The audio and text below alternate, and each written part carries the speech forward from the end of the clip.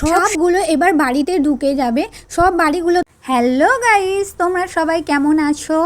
আমি এখন আছি মাসির বাড়ি, দিদির বাড়ি থেকে মাসির বাড়ি এসেছি, আর এখানেই আছি। আর কেন আছি সেটা তোমরা জানতেই পারবে। আর আমি এখন যাচ্ছি দৈব খাল দেখতে, সিঙ্গুরে যে দৈব খালটা আছে সেই তোমাদেরকেও দেখাবো এই দৈব খালে কি হচ্ছে।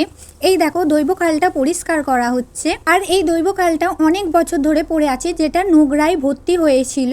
আর এখানে অনেক আগে মাছ চাষ করা হতো, কিন্তু এই দৈবকালে অনেক বছর কিছু করা হয়নি। এখানে সব নোংরা আবর্জনা সবাই ফেলে যেত, আর পরিষ্কার করা হয়নি, তাই নোংরা হয়েছিল।